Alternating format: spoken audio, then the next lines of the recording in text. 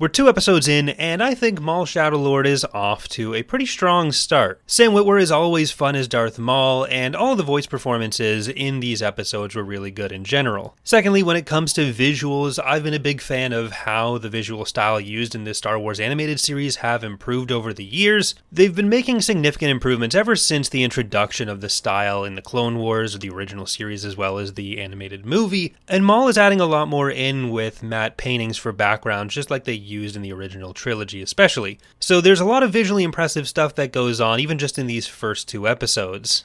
I think there's probably a limit though on how often you can have Maul appear in a doorway and turn his lightsaber on before it becomes too stale. I think there was 1 in each episode so far, so maybe we'll take a few episodes off from that. When it comes to the story, that's where I have the most question marks, at least personally. I've honestly never minded much that Maul came back from the dead. I think there's a lot of interesting stuff you can do with the character, but the thing that's still a big question mark for me is how much of that can still be done in this period. We've reached the point where we have the bookends to his story. We've seen what happens when he ends up on Malachor in Rebels. So while there's certainly some empty years where we don't know what he was doing, the kind of themes of what he's doing I think remain fairly consistent over this period.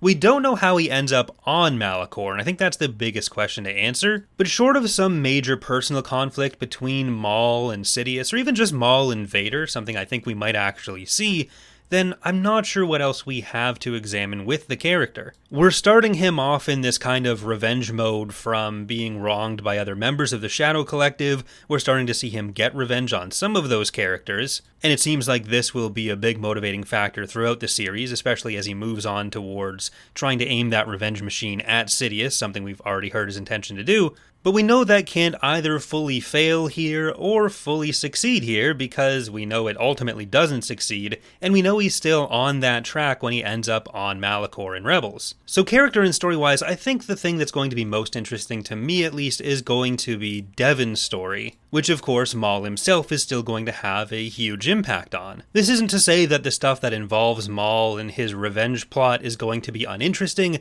just that I don't think it can set up the same stakes as the stories involving other characters might, given that we have no idea where they end up. The idea of someone who is trained by Maul and then maybe takes some of his ideas into the post-Endor period, maybe even into the sequel trilogy period, could definitely be interesting, and that's still an impact he can have, but that would typically, presumably, come through Devon.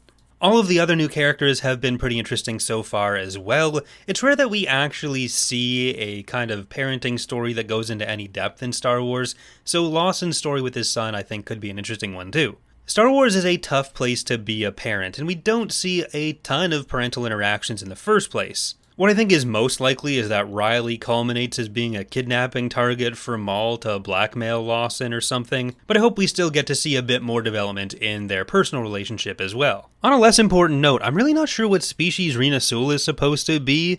I think she might be intended as like a female Nautolan or something, but she looks mostly like an Asari with tattoos from Mass Effect. Either way, I'm excited to see what the series still has in store. It's been a fun first 2 episodes, but not quite enough for me to make a full determination on the series yet. Let me know what you think in the comments. Thank you for watching, and I hope to see you next time.